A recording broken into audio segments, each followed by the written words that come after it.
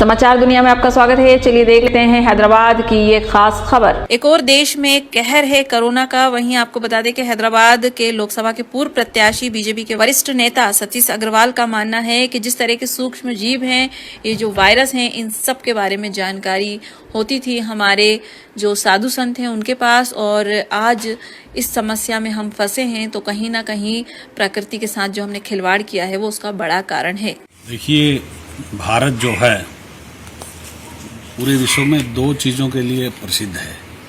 एक स्वामी विवेकानंद जी का भाषण, दूसरा जो है नरेंद्र मोदी जी की कार्यों की प्रशंसा।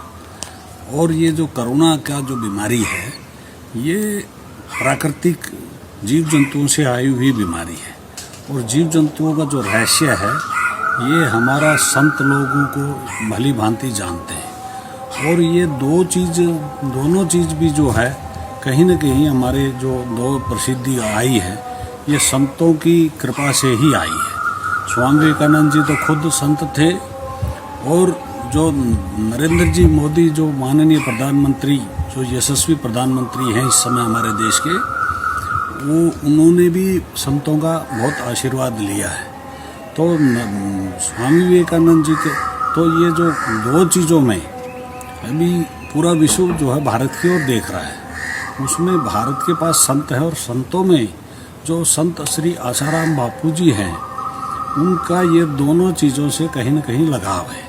स्वामी विवेकानंद के बाद जो उन्होंने भाषण दिया था वर्ल्ड रिलीजियस कॉन्फ्रेंस में, उससे स्वामी विवेकानंद से भारत की जो है प्रसिद्धि हुई थी। ठीक उसी प्रकार 100 साल के बाद आसाराम बापू जी ने भी भाषण दिया शिकागो में, और उनको 40 मिनट का वक्तव्य देने के लिए अलाट हुआ था। समय की मर्यादा को देखते हुए उन्होंने 40 मिनट में अपना वक्तव्य ख़त्म कर दिया। तो ऑडियंस की तरफ से डिमांड आई कि और बोलिए और बोलिए। वो जो है 1.5 घंटा तक बोलते रहे। ऑडियंस ने ये नहीं कहा कि आप मत बोलिए। उन्होंने अपनी इच्छा अनुसार ही, शक्ति के अनुसार, इच्छा के अनुसार ही भाषण बंद किया। तो मैं दूसरी बात, नरेंद्र भाई मोदी जी को जब गुजरात में मीडिया जो है को प्रचार कर रही थी, उस समय जो है संत आसाराम बापू जी के भीड़, प्रोग्रामों की भीड़, मैं ये जानता हूँ कि 2 फरवरी 2002 में मोदी जी जब पहली बार सीएम बनने के बाद विधायक का चुनाव लड़े, उस समय से लेकर राहुल गांधी को पप्पू बनाने तक, राहुल गांधी को पप्पू बोलने की उनको क्या आवश्यकता थी? इसलिए आवश्यकता थी कि एक योग्य व्यक्ति के हाथ में सत्ता, देश की सत्ता जानी चाहिए, और ये पप्पू है बोल के कोई बोलने की हिम्मत नहीं कर सकता था। ठीक उसी प्रकार देश का भविष्य को उज्जवल करने के लिए संत आसाराम बापू जी ने, जो पप्पू था, उसके अंदर योग्यता पप्पू वाली थी, तो उन्होंने उस चीज को उजागर किया। और अभी सारी देश की जनता ये जानती है कि ये पप्पू है, ये देश का प्रधानमंत्री के लायक नहीं है। अभी कांग्रेस पार्टी के कुछ विधायक लोग भी जब चुनाव हुए थे पंजाब में, उन्होंने ये कहा कि मेरे कॉन्स्टिट्यूंसी में राहुल गांधी जी नहीं आए। ऐसे व्यक्ति को प्रधानमंत्री बनाने का सपना चल रहा था। उस समय जब राहुल गांधी के साथ कोई फोटो खिंचा लेता था तो समझता था कि गौरवित महसूस करता था। उस समय संत आसाराम बापू जी ने छाती ठोक के ये बात कही थी कि ये पप्पू है, ये प्रधानमंत्री के योग्य नहीं है। तो उस पप्पू बोलने का नतीजा से ये एक नीति निजात तय किया गया कि भाई ये संत लोग जो है हमारे रास्ते में आड़े आ रहे हैं। ये पोस्को जो कानून बनाया है, ये उनको फंसाने के लिए ही कांग्रेस पार्टी ने डिजाइन किया है।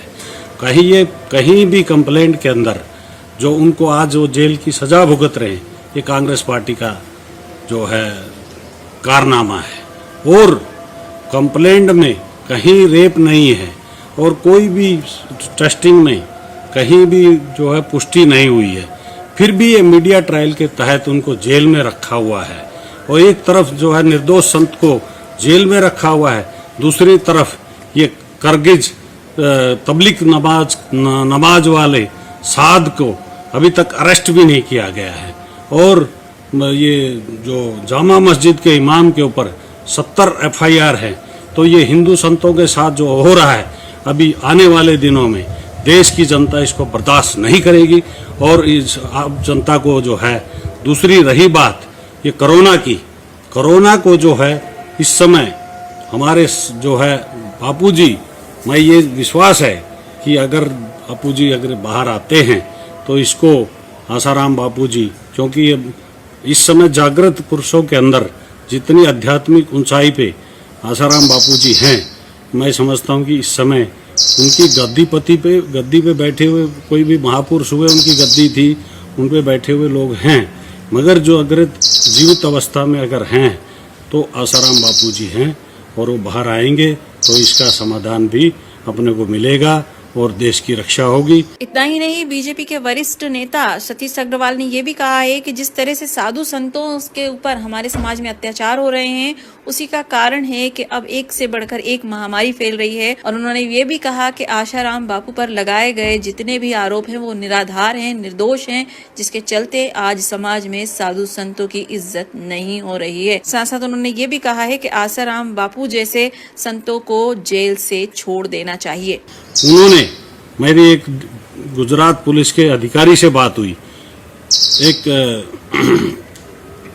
ये जो जगन्नाथ रथ यात्रा निकलता है गुजरात में, उसके ऊपर बम ब्लास्ट करने वाला था आतंकवादी। वो पुलिस अधिकारी को उन्होंने आगाह किया पहले से कि मैं तुम्हारे को एक मंत्र देता हूँ, तुम इसका जप करना और तुम्हारे को एक बहुत बड़ी कामयाबी मिलेगी।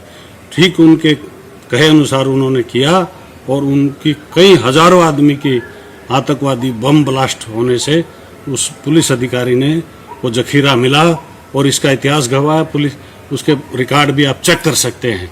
और एक तरफ उन्होंने हजारों लोगों की जान बचाई, दूसरी तरफ ये हजारों, पूरा देश परेशान है, ऐसा शुद्ध उसको लिए कोई मीडिया बोल रहा नहीं है कि देश अभी मीडिया से नहीं चलेगा, सच्चाई के साथ चलेगा। और ये बिकाऊ मीडिया को मैं नरेंद्र मोदी जी से ये प्रार्थना करना चाहता हूँ कि ये बिकाऊ मीडिया के ऊपर बैन लगाए, जो गलत न्यूज छापता है उसको कड़ी से कड़ी सजा दे और निर्दोष संत आसाराम बापू जी को तुरंत बाहर निकाला जाए। जय हिंद।